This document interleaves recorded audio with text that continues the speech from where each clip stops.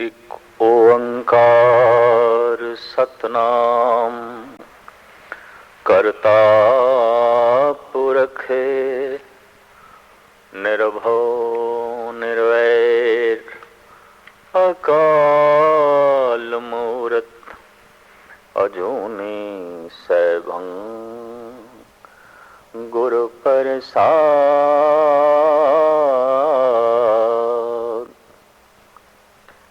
घर ही में अमृत भरपूर है, मन मुखा साध न पाया। ज्यों कस्तूरी मिर्ग न जाने, भ्रम दा भरम भुलाया।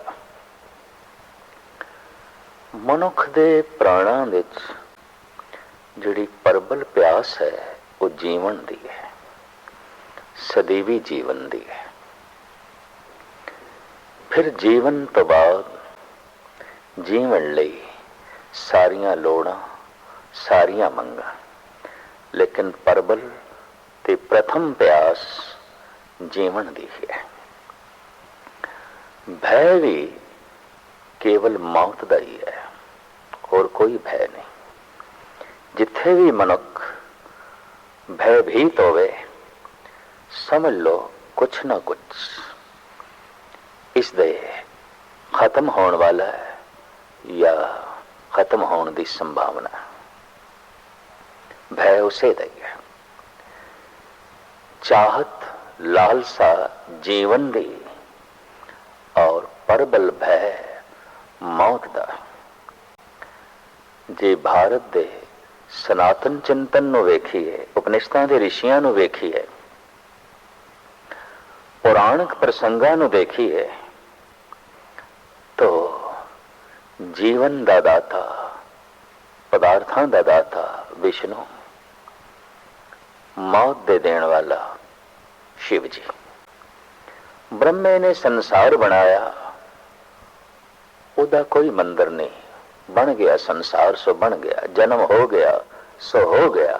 हुण ते लालसा जीवन दी ते भय मौत दा, तो सारे देश विच विष्णु दी पूजा, शिव जी दी पूजा हिंदू जगत विच। विष्णु नाल लक्ष्मी है, जीवन ते जीवन दियां सारियां लोड़ां दी पूर्ति। पर शिव जी दे गले विच ते फनीर नाग ने, मुर्दियां दी खोपड़ियां दी माला है। शमशान घाट दा शिव जी दा वसेवा है। मौत दा देवता शमशान नाल संबंधित है, जीवन दा देवता लक्ष्मी नाल, पदार्थां नाल संबंधित है। एक प्रतीक है। लालसा प्रबल जीवन दी है, भय प्रबल मौत दा है। जीवन दे देवते दी पूजा इस वास्ते जीवन बनिया रहे, बनिया रहे, बनिया रहे। मौत दे देवते दी पूजा इस वास्ते कि कम से कम मौत साडे घर ना आवे। एक दी पूजा इस वास्ते तू साडे घर आ, क्योंकि उस नाल लक्ष्मी है। एक दी पूजा इस वास्ते कम से कम तू साडा घर छोड़ दें, क्योंकि तेरे गले विच सप ने, मुर्दियां दी खोपड़ी है, और तेरा वसेबा शमशान दा है। बहुत सुंदर ये प्रतीक चुनिया है।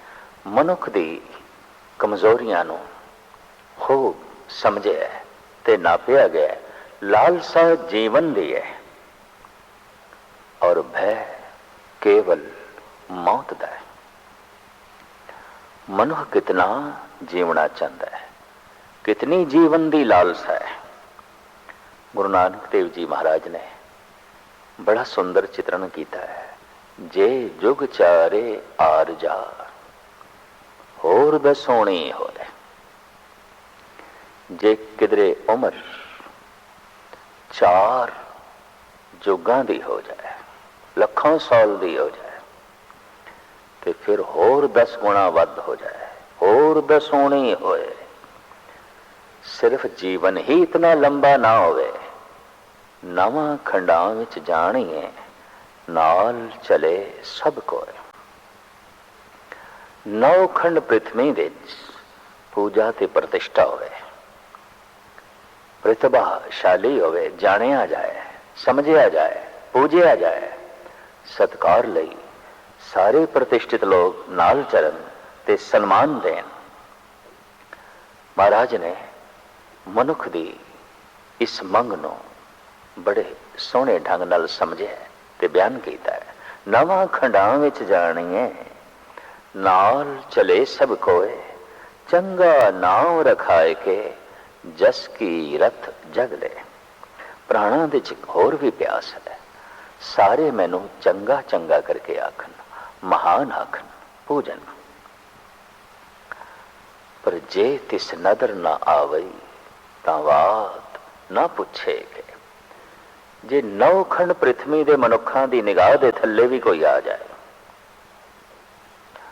लखां साल दी उसदी आयु हो जाए, जे परमात्मा दी निगाह दे थल्ले नहीं आया तो कुछ भी नहीं, कुछ भी नहीं, कुछ भी नहीं। दरअसल लंबे जीवन दी लालसा ते भय मौत दा बस इन्हां ही दोहां उलझनां विच मनुख दा जीवन बतीत होंदा है और बार बार बतीत होंदा है, बार बार जमदा है। जीवन दी लालसा ते मरण दे भय विच एक दिन मर जांदा है, खत्म हो जाता है। आद काल तो मनुख दी तलाश रही है अमृत दी, अमृत मृत्यु तो रहत, जिस विच मौत नहीं। कोई ऐसी औषधि, कोई ऐसा जल, कोई ऐसी जड़ी बूटी, कोई ऐसी सौगात किधरों प्राप्त होवे जिस नाल मौत ना आवे। अमृत, जीवन मृत्यु तो रहत हो जाए, जीवन अमृत हो जाए। हर मनुख जीवन नूं अमृत बनाना चाहता है, और हर मनुख ही क्यों, मौत ते पशु पक्षियां नूं भी नहीं चाहिए।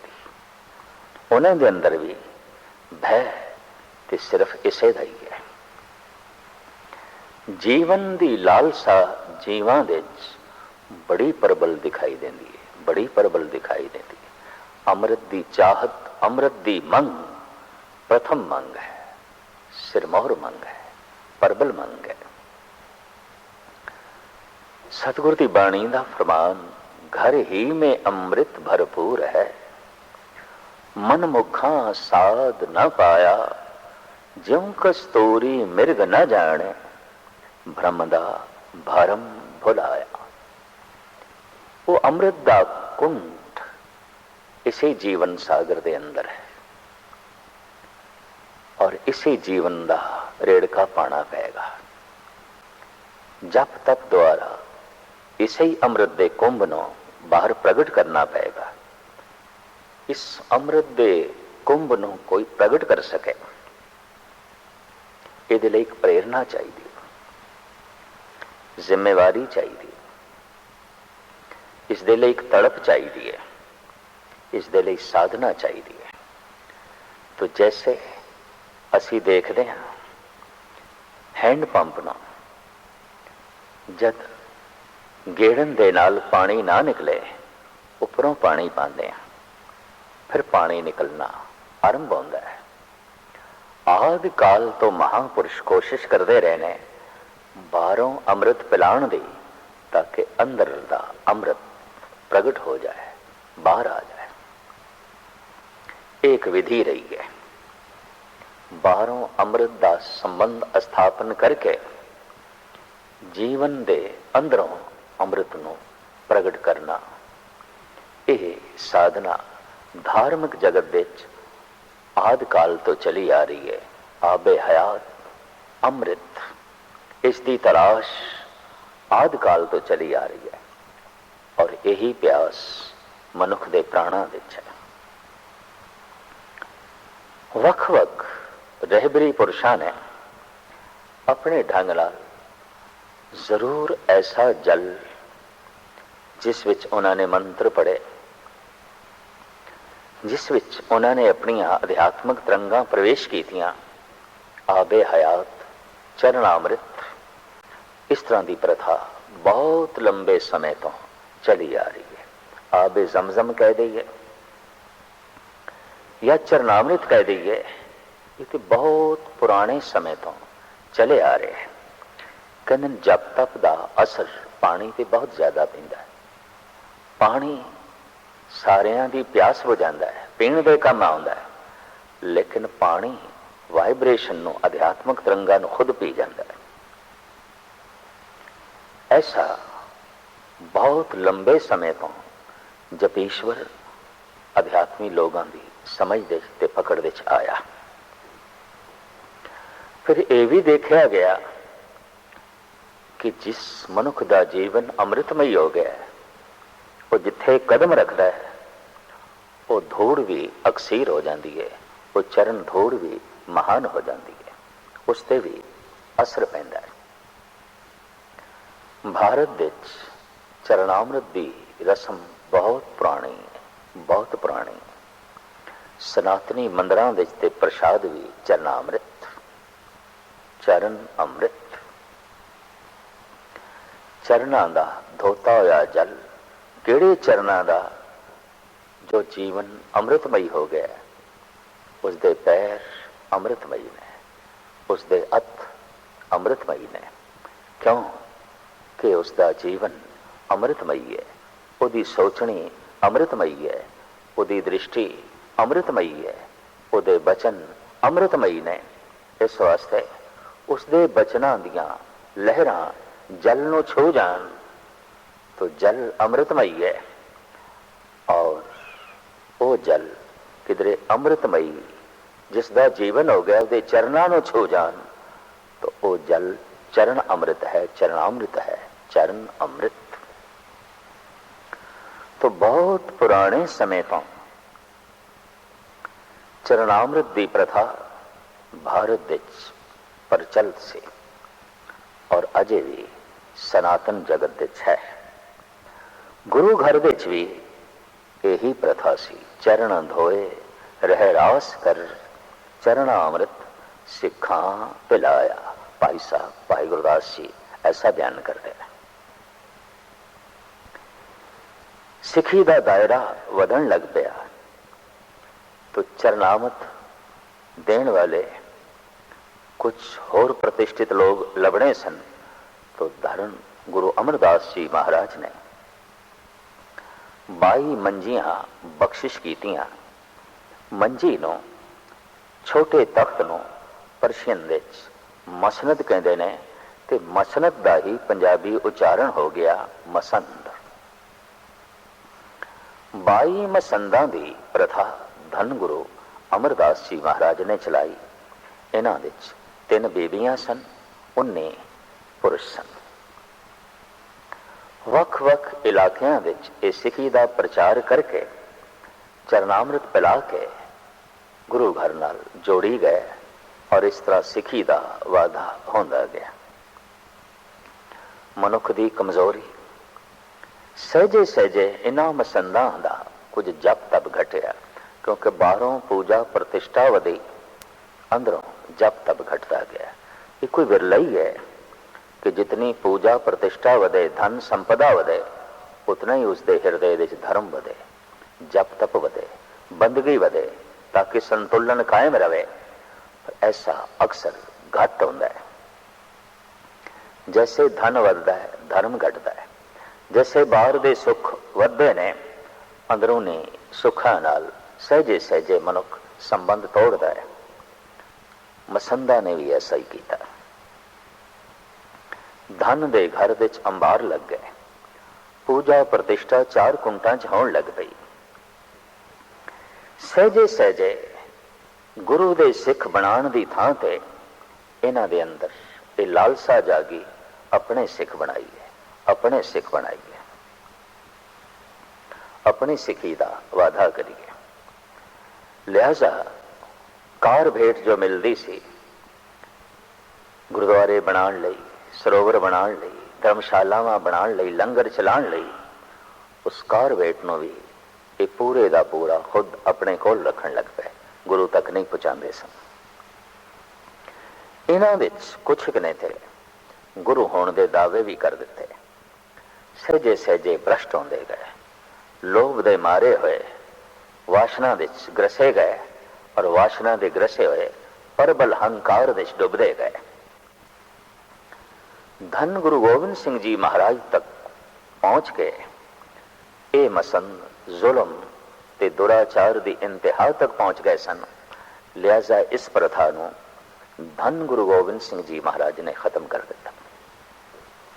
आख्या नहीं, कल्ला मनुख चाहे रसक है, अनुभवी है, ज्ञानी है, कई दफा हो सकता उसका हाजमा कमजोर होवे और वो पूजा प्रतिष्ठा नूं हजम ना कर सके, बाहर दी धन संपदा नूं हजम ना कर सके। असी हुण भी देखते हैं जगत विच कोई मनुख मेहनत करके धन कमा ते लैंदा है, लेकिन धन दी सही वरतों, धन दी हिफाजत और धन दा विस्तार, धन दी वरतों किसे किसे नूं जो है आउंदी है। अध्यात्मक आनंद थोड़ा बहुत प्राप्त करके जब मसंद चोटी दे धनाढ़ हो गए, हंकारी हो गए, दुराचारी हो गए, अत्यंत लोभी हो गए, तो धन गुरु गोबिंद सिंह जी महाराज नूं ये प्रथा खत्म करनी पई। चरनामृत दी थां ते खंडे बाटे दा अमृत और बाणी दा अमृत ये प्रचलित आपने कीता और ये अधिकार एक नूं नहीं पंजां नूं दिता। पंज आइंदा अमृत छकाया करनगे। किहड़े पंज? जो गुरु नूं प्यारे ने ते जिन्हां दे अंदर गुरु दा प्यार है, रोम रोम विच गुरु दा प्यार है। ऐसे पंज जो गुरु नूं प्यारे ने ते गुरु दा प्यार जिन्हां दे अंदर है, वो वारी वारी पंज बाणियां पढ़न। जपजी साहब, जाप साहब, सवैया, चौपाई ते आनंद साहब। पंज अपनी दृष्टि नूं बाटे हुए दे जो पानी है उस दे च रखन, ताकि हिरदे नूं जोड़ के पढ़ी हुई ये बाणी दृष्टि दे राही उस बाणी दा पानी दे प्रवेश करन, ताकि वो पानी पानी ना रहे, वो पानी अमृत बन जाए। हकीकत है हिरदे दे च लोभ है, अखां दे राही प्रगट होंदा है। हिरदे दे च वासना है, अखां दे राही प्रगट होंदा है। हिरदे दे च प्रबल हंकार है, अखां राही प्रगट होंदा है। पर हिरदे दे च वसी हुई बाणी होवे तो ये बाणी दा अमृत अखां दे राही बाहर प्रगट होंदा है। और उस अख नूं अगर एक टिक पानी दे च रखिया जाए तो बाणी दा वो अमृत अखां दे राही पानी दे च प्रवेश कर जाता है। इस तरह पंज प्यारे पंज बाणियां नूं पढ़ के अमृत नूं गुरु विधि अनुसार तैयार करते हैं। ये प्रथा धन गुरु गोबिंद सिंह जी महाराज ने चलाई। विच खंडा नाल फेरी जाना। खंडा शक्ति का प्रतीक है, जिस शक्ति तो ही सारा संसार पैदा होया। खंडा प्रथमे साज के जिन सब संसार उपाया, ब्रह्मा विष्णु महेश साज, उत्पत्ति दा खेल रचाए बनाया। धन गुरु गोबिंद सिंह जी महाराज दे बोल, ये सब कुछ पसारा खंडे तो होया, शक्ति तो होया है। खंडा शक्ति दा प्रतीक, उसे तो बाणी आई है, उसे तो संसार आया है, उसे तो अमृत आया है। इस तरह बाणी दे राही पानी विच शक्ति दा प्रवेश, परमात्मा दा प्रवेश, उस दे रस दा प्रवेश। पंज प्यारे फिर अगां चल के इसनूं छकांदे ने जो अभिलाषी ने, जिन्हां दे अंदर अमृत दी तड़प पैदा हुई है। ये इस तरह है जिवें किसी बच्चे ने स्कूल दे दाखला लेना है तो उसनूं स्कूल दी यूनीफॉर्म पहननी पैंदी है, दाखला लेना पैंदा है, एडमिशन फीस भी देनी पैंदी है, दाखला फीस भी देना पैंदा है। शुरुआत दे धन गुरु गोबिंद सिंह जी महाराज ने फीस सीस दी मंगी सी, सिर दे। विसाखी वाले दिन खुशकिस्मती सहजे सहजे पंज तैयार हो गए ये फीस देन। ये सीस हे गुरुदेव जिस दिन थोड़े चरणों ते रखिया सी असी उस दिन का ही समझ लिया सी थोड़ा है, थोड़ा है, थोड़ा है। इस तो बाद जद पंज प्यारियां ने यह प्रथा चलाई धन गुरु गोबिंद सिंह जी महाराज के हुक्म के मुताबिक, तो इत्थे भी भाव ओही रखना है सीस गुरु का है। तो इत्थे भी भाव ओही रखना है सीस गुरु का है। इस वास्ते जब सीस गुरु का है तो सीस गुरु वर्गा होवे, इस दे सोचनी परमात्मा दी, इहदा स्वरूप गुरु वर्गा।